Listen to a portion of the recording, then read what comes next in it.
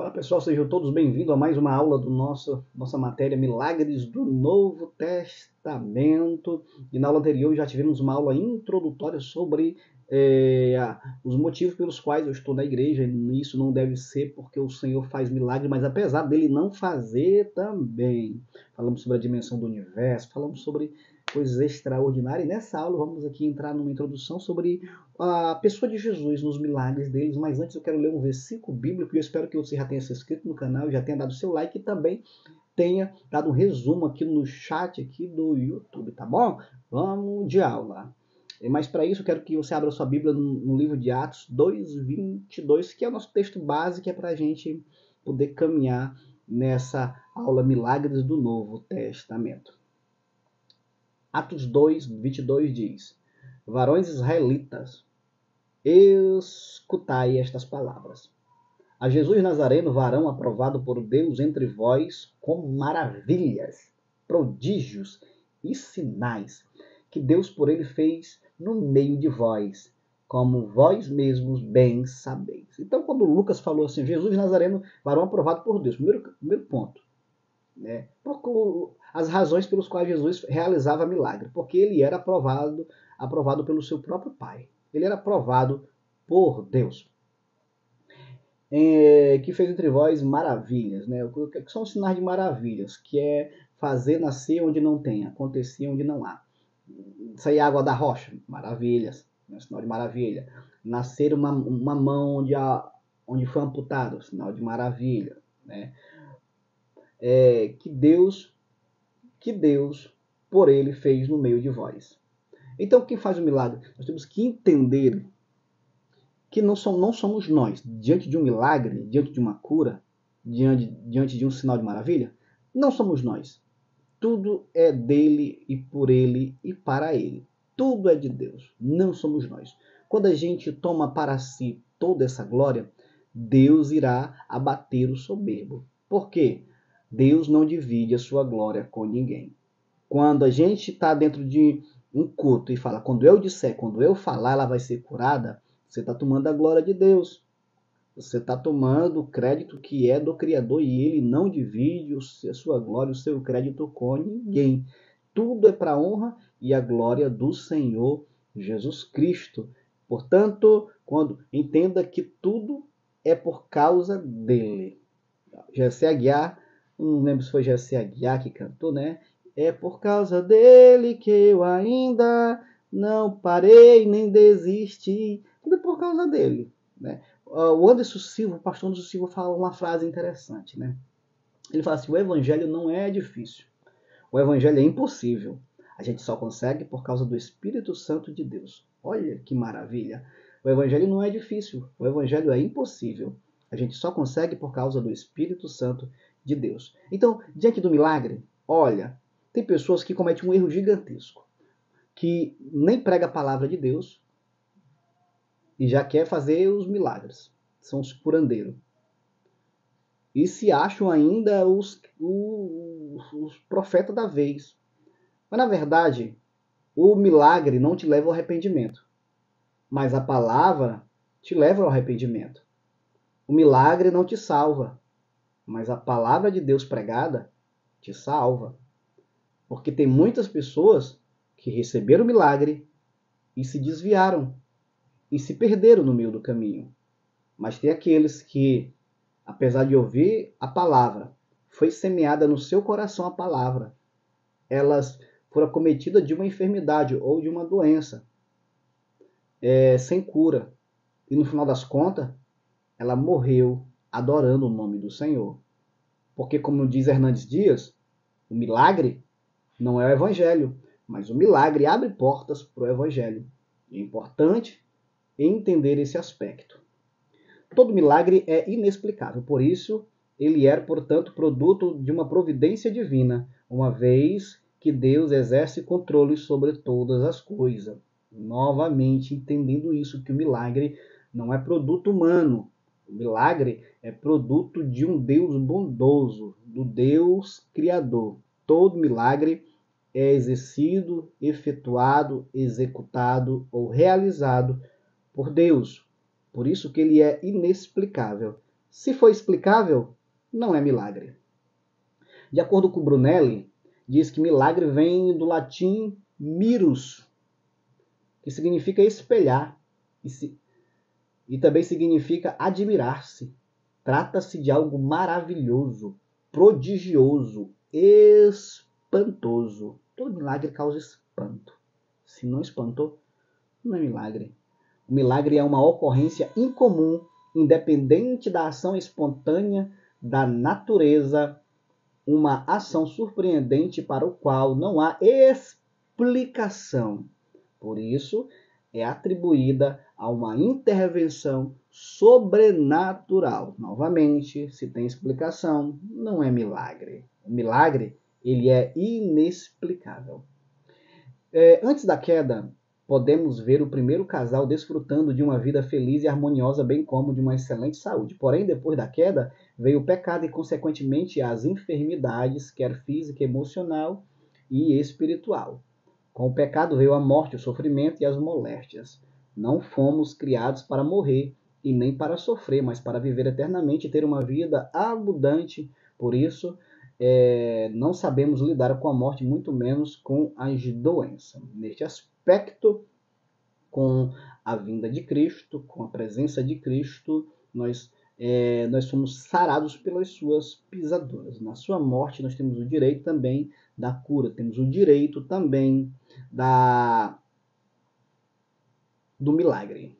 E é bom entender o seguinte: é nosso milagre, é nosso, mas entender que a direção, o comando, a soberania é de Deus. Se Ele quiser, e Ele nos ensina, né? Porque se Deus quiser, né? Se for da vontade de Deus, Ele fará. Se não for, chegou um leproso, olha só que foi que o leproso orou. Toda vez que você vai ver na Bíblia as pessoas exigindo milagre, ele leva uma advertência, ele é retrucado. Você lembra de Naamã? Naamã, ele condicionou a cura dele. Quando o Eliseu falou assim, vai no Jordão e mergulha 7 vezes. Ele ficou muito brabo, o Naamã. O Naamã ficou brabinho, ele disse, eu pensava que eu ia chegar aqui, tu ia esticar um tapete vermelho, tu ia orar a Deus dos céus, e pegar e colocar a mão no leproso, e o leproso iria ser sarado. Eu pensava que ia fazer isso. Por quê? Porque o Naamã é aquele tipo de crente que as coisas têm que acontecer do jeito dele, na hora dele, como ele quer. Mas Deus não age do nosso jeito, e pode até agir do nosso jeito, mas tem consequência, né? Se lembra da mulher do fluxo de sangue? Ela falou, se eu tão somente tocar na orla das vestes de Jesus, certamente eu sararei. Olha só, ela condicionou como ela queria ser curada. Ela disse a maneira como era que Jesus teria que agir com ela para ela de fato receber a cura. E tanto é que o texto vai dizer que quando ela tocou em Jesus, ela sentiu-se no seu corpo curada e o seu fluxo estancou. Olha que maravilha! O fluxo dela estancou. Note que não sarou, mas simplesmente estancou. Estancar não significa que sarou. Estanca uma ferida, estanca um corte, mas não significa que sarou. E quando aconteceu a cura? Quando ela se prostrou e adorou e contou toda a verdade. Ali Jesus falou assim, ser curada do teu mal. Vai lá e lê para tu ver. Ela não foi curada quando ela tocou em Jesus. Porque ali ela condicionou. Se eu tão somente tocar do meu jeito, na hora que eu quero, como eu quero. Mas quando, aí mais na frente ela vai dizer que ela se prostrou e adorou, né? E assim, a Jesus, quando ela contou, ela temendo e tremendo, contou toda a verdade para Jesus, aí Jesus disse, agora sim, vai mulher, vai em paz e ser curada do teu mal. Lembra que no mesmo episódio também, o Jairo, olha só, o Jairo chegou e prostrou-se diante de Jesus, legal, filho, se prostrou. Só que aí vem algo interessante. A falha de Jairo. Jairo falou assim, eu quero que tu venha na minha casa, porque minha filha está moribunda, está doente, está enferma, e ela está quase morta. Quando eu sair de casa, né, alguns exegetas vão dizer que quando o Jairo saiu de casa, a filha dele já estava dando o último suspiro. Quando eu sair de casa, minha filha estava morta, eu quero que tu venha e imponha as mãos sobre ela para que sare e viva. Olha, o Jairo dizendo para Jesus como era que Jesus tinha que agir naquele momento, naquela situação. Gente do céu. Só que Jesus ele poderia muito bem retrucar Jairo, mas Jesus não retrucou e simplesmente acompanhou Jairo. Só que Jesus acompanhou devagar. E no meio do caminho, Jesus teve que tratar daquela mulher do fluxo de sangue, que foi o calo no pé do Jairo. E percebe que quando Jesus parou para curar aquela mulher, veio alguém da casa de Jairo e falou: não perturba mais o mestre, porque tua filha morreu. Jesus olhou para Jairo e falou assim: Jairo, não temas, crê somente. Não, mas minha filha morreu. Não, Jairo, agora sim. Agora eu posso fazer do meu jeito. Porque enquanto tu queria fazer do teu jeito, tua filha veio e morreu. Mas deixa eu fazer do meu jeito, deixa eu ir na frente, deixa eu dizer como é que tem que acontecer. Agora Jesus vai na frente, chega na casa de Jairo, tem as carpideiras, tem os chocadores. Jesus manda sair todo mundo e agora Jesus entra com quem ele quer. E agora Jesus vai agir do jeito dele e o milagre aconteceu naquele lugar. Por quê? Porque o milagre não é produto humano, é produto de Deus e é do jeito que ele quer, na hora que ele quer, como ele quer e se ele quiser. Entenda isso. Todo milagre é se Deus quiser. Se ele não quiser, o leproso chegou e o adorou e dizendo: se tu quiser, quando Jesus desceu do monte, estava orando, e o leproso chegou para Jesus e disse: se tu quiser, tu pode me tornar limpo. Sabe o que foi que Jesus disse? E Jesus tocou-lhe dizendo: quero. Isso é muito topíssimo. Quando Jesus disse: eu quero. Por quê? Porque ele atribuiu tudo a Jesus. Ele falou: se tu quiser, tu pode me tornar limpo, porque a glória é tua, o poder é teu, o milagre é teu, a graça é tua, a unção é tua, o milagre. Tudo está no teu querer, na tua vontade e na tua hora. E Jesus tocou-lhe dizendo: eu quero te curar, cara, eu quero. Né? Ser curado. Olha, quando a gente joga isso para Jesus, quando a gente aplica, transfere isso para Jesus, tudo é diferente, tudo é melhor, tudo acontece de forma extraordinária, desde que tenha que acontecer no tempo dele, do jeito dele, na hora dele, como ele quiser. O propósito, Jesus deixou bem claro que algumas enfermidades eram de origem demoníaca, Mateus 12, 27. Mas para Jesus não importava a origem, a causa, pois ele curava todos de suas moléstias. O propósito central da vinda de Jesus ao mundo foi para a redenção humana, porém Cristo jamais deixou de socorrer o seu povo do mal que havia neles. Olha só, como eu disse, o propósito de Jesus foi a redenção, não foi milagre. Mas como ele era o pão da vida, a água da vida, a vida eterna, a rocha inabalável, Jesus jamais deixaria de curar e, sobretudo, de ressuscitar até mesmo aqueles que morreram. Mateus 14,14 diz: e Jesus, saindo, viu uma grande multidão, e possuído de íntima compaixão para com ela, curou os seus enfermos. Aqui é onde é que entra o João falando, né? Que Jesus curou tanto, mas tanta gente,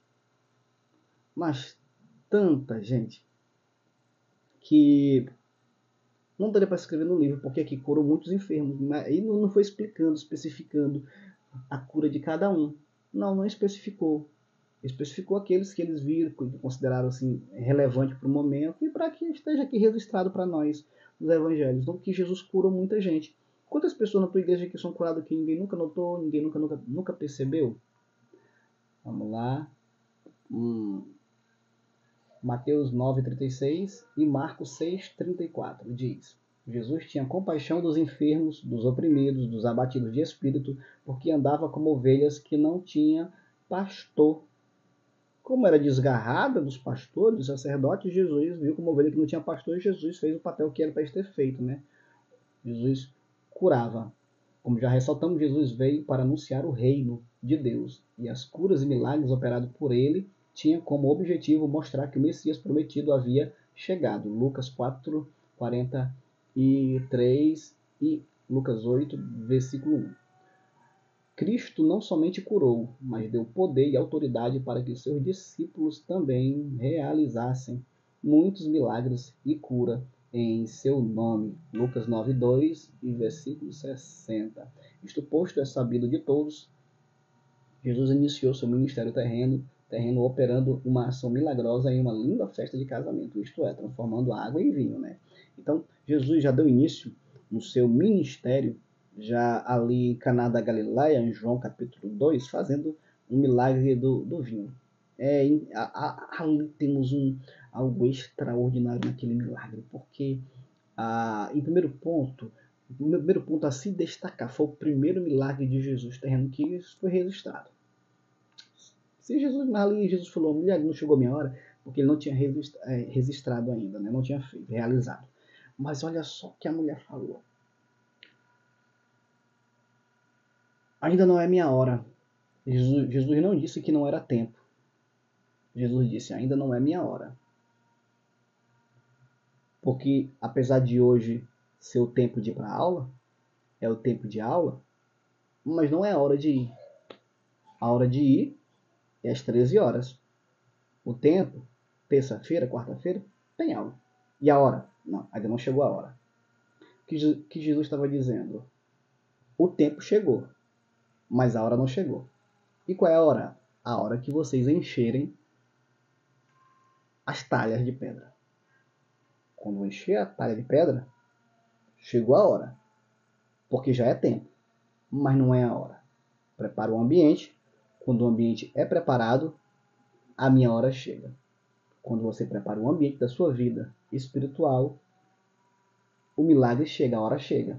Talvez é tempo de você prosperar. É tempo de você crescer. É tempo de você avançar. Mas só não é a hora porque você não preparou o altar da sua vida. Não preparou a talha de pedra, que é a sua história, que é a sua vida. Você não se encheu para o milagre acontecer. O milagre só aconteceu, a hora chegou, quando as talhas foram cheias. As talhas foram cheias, o milagre aconteceu. Você é uma talha de Cristo. O milagre só vai vir, a hora do milagre só vem quando essa talha, que é você, se encher. Segundo ponto importantíssimo é que o mestre Sala disse: sempre dão o bom vinho no início e o menos bom para o final. Mas esta festa separou o melhor vinho para o final. O que significa isso? Significa que, apesar de ser o primeiro milagre de Cristo, a primeira vez que ele se manifestou milagrosamente, isso significa que ele fez o melhor. Isso não nos dá desculpa para fazermos, só porque estamos iniciando, fazer algo ruim. Só porque estamos iniciando, fazer algo banal. Só porque estamos iniciando, fazer algo de pouca valia. É início? É no início? É no começo? Então vamos fazer o melhor da nossa capacidade. E eu espero você até a próxima aula com a matéria Milagres do Novo Testamento.